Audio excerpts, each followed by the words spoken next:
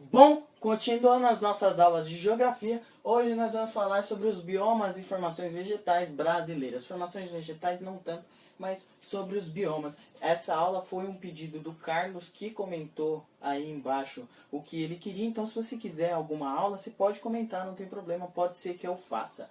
Antes de eu começar a aula, acesse aí embaixo os links com as playlists para outras aulas de outras matérias, com outras explicações e com os exercícios respondidos. Também acesse o blog parceiro A Gramática em Extinção. Vamos lá, começando com os biomas brasileiros e começando com a Mata Atlântica, que é do Sudeste. A Mata Atlântica ela é um bioma litorâneo, ela é um bioma que trabalha bastante com a parte mais úmida, litorânea, se dizendo mesmo, mais abaixo da temperatura tão quente, mas também não é nem tão quente, nem tão frio, litorânea. Então, essa Mata Atlântica, ela era muito grande há um tempo atrás. Hoje, só resta 7% da Mata Atlântica. Isso você tem que lembrar, porque a Mata Atlântica é a mais desgastada, a mais devastada, a mais desmatada de todos os biomas brasileiros. Mata Atlântica, ela sofreu com os processos de urbanização, porque como a Mata Atlântica ela se dá numa faixa onde tem muito do Sudeste, e o Sudeste foi o que mais se desenvolveu no Brasil, a Mata Atlântica ela acabou sendo muito desmatada por causa da urbanização. Aqui também diz sobre extinção de espécies, porque na Mata Atlântica tinham muitas espécies vegetais, principalmente, que foram sendo extintas com o avanço da urbanização, com o desmatamento muito efetivo nesta região. Então, esse bioma ele tinha muitas espécies, muita diversidade de espécies, e acabou que foi extinta a maioria dessas espécies. Aqui diz que a Mata Atlântica tem 15%, ela equivale a 15% do território brasileiro, isso é verdade. Então, lembre disso, lembre principalmente das porcentagens. 7% foi o que restou e 15% do território brasileiro equivale à Mata Atlântica em extensão territorial.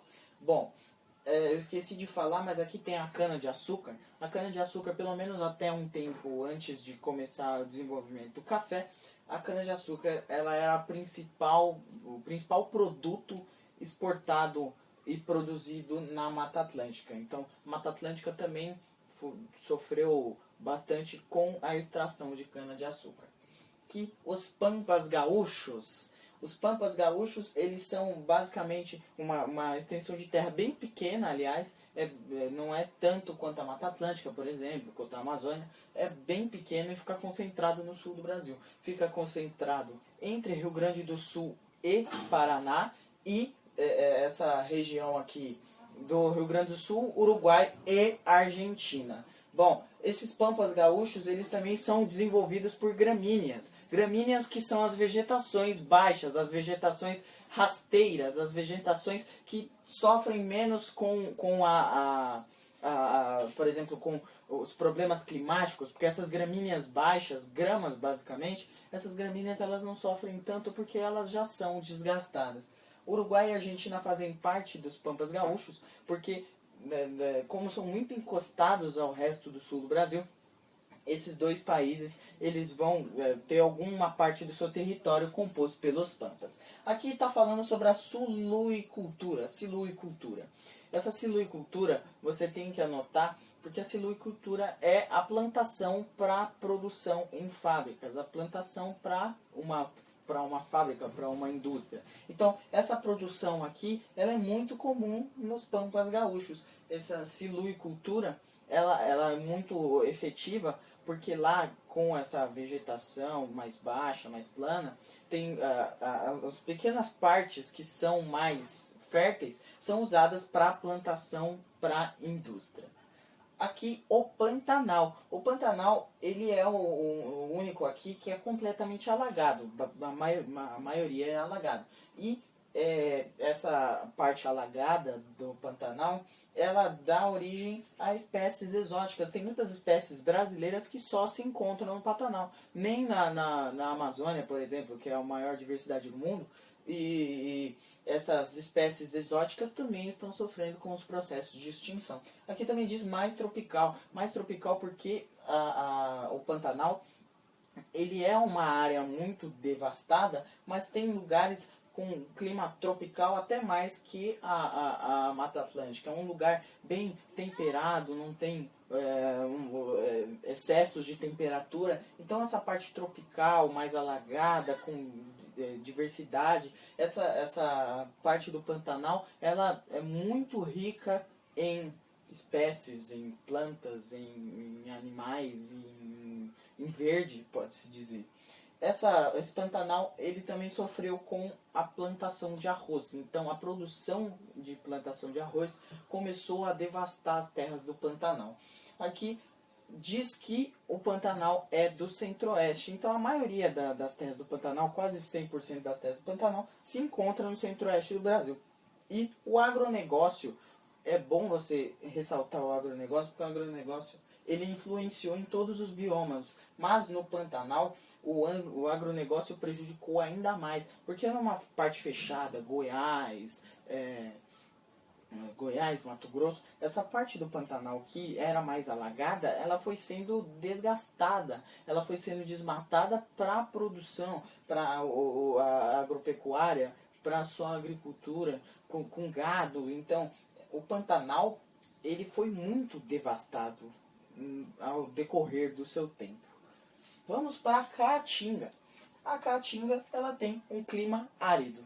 Esse clima árido mais parecido com as partes de desertos, de lugares mais secos. Esse clima árido ele se dá ao lugar isolado que é a Caatinga. A Caatinga ela não é no meio de um centro, ela é mais para o sertão, ela é mais para os lugares afastados. E essa Caatinga aqui, ela é o único bioma exclusivamente brasileiro. É o único bioma que está 100% em território brasileiro e não tem em outro lugar. Ao contrário, por exemplo, da Amazônia. A Amazônia tem mais localidades para o norte do Brasil. Já a Caatinga é exclusivamente única brasileira. O carvão é uma extração muito comum na Caatinga porque não é uma terra fértil, não tem um solo fértil. Então, esse carvão aqui, o carvão vegetal e mineral, esse carvão ele é muito comum, a sua extração é muito comum nas partes da Caatinga. Aqui diz sobre o Rio São Francisco, que fica no norte, mas na região norte, né? Mas o Rio São Francisco aqui, ele é deslocado para a Caatinga, porque a Caatinga, por ser muito seco, um clima muito árido, não tem muitos rios que banham a região e, consequentemente, não tem as terras férteis. Aí foi construída uma passagem para que o Rio São Francisco também banhe a Caatinga. E aqui a desertificação, que é um dos problemas muito grandes que existem no Brasil e no mundo.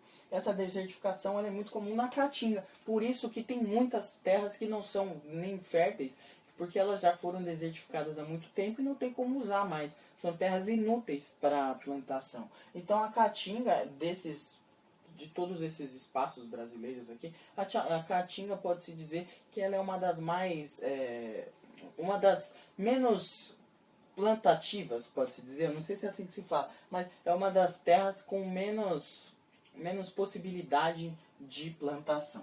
Aqui fala sobre a Amazônia. A Amazônia, ela tem muitos rios, então a Amazônia, de todos esses biomas brasileiros, ela é a mais banhada por rios. Tem muitos rios que desaguam no rio Amazonas, por exemplo. E as terras são planas, não tem tanta elevação, não tem nenhuma depressão, é uma terra plana, que é um solo pobre. Por que um solo pobre? Você pensa, putz, a Amazônia com solo pobre.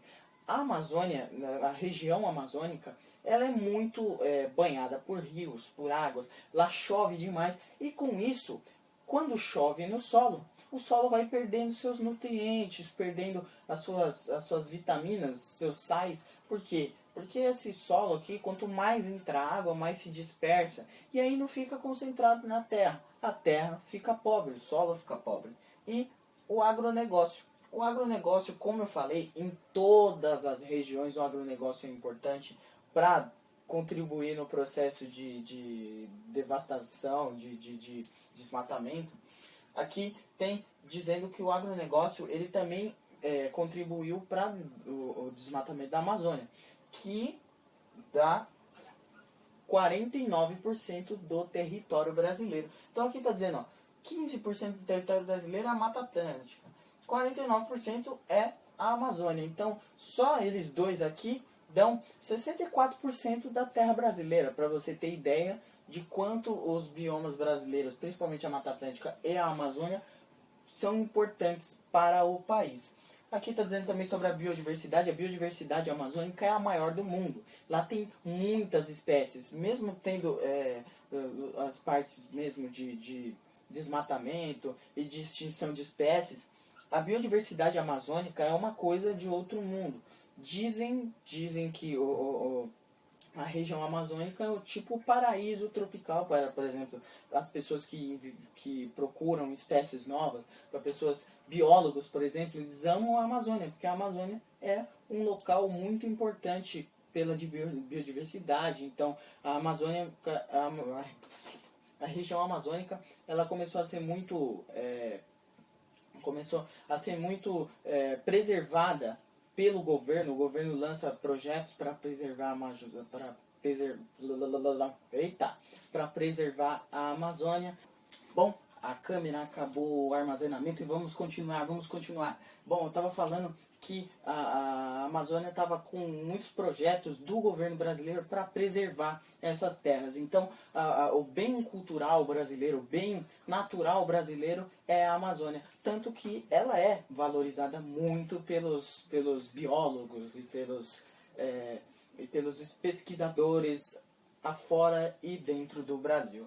Essa região amazônica ela é considerada uma das maiores dádivas do Brasil, do território brasileiro, e está sendo preservada agora com projetos para que ela não acabe, porque ela é necessária para o mundo em geral. Bom, o Cerrado ficou por último.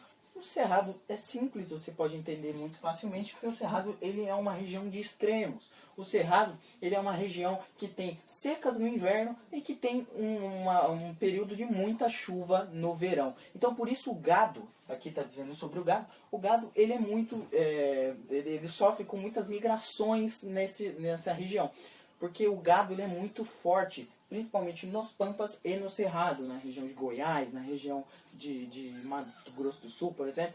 Então, essa região aqui, eu falei no vídeo de migrações, a migração transhumância. Porque num período, numa época, numa temporada, a temporada de inverno fica nas regiões mais baixas, o gado. Na região de verão, na estação de verão, sobe para regiões mais elevadas porque a parte mais baixa está alagada com a quantidade de chuvas.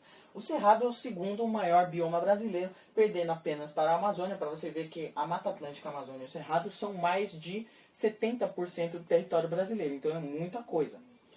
E o Cerrado também é importante na produção de soja. A produção da soja é muito importante no Cerrado, porque, a soja ela se transformou, pode-se dizer, num dos maiores bens de exportação do Brasil. Antes era só o café, o Brasil dependia do café para a economia, e agora a soja também é um bem de exportação, não agora, de uns 50 anos para cá, e agora a soja ela é muito importante na economia do Cerrado, na economia do Centro-Oeste, na economia do Brasil.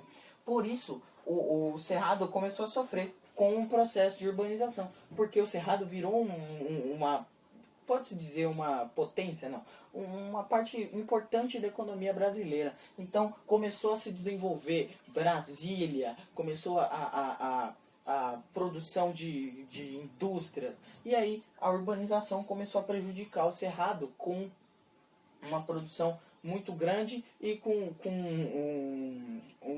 as terras começando a ser devastadas, pode-se dizer. Uma terra que começou a ser cortada igual a Mata Atlântica, começou a morrer, começou a acabar com algumas espécies. Bom, isso aqui foi os biomas brasileiros, a pedido de um espectador. Se você quiser alguma aula, você pode pedir aí nos comentários, pode ser que eu faça. Eu não sou professor, então pode ser que esses biomas brasileiros tenham alguma coisa errada, mas é isso aí. Você tira seu print, bons estudos.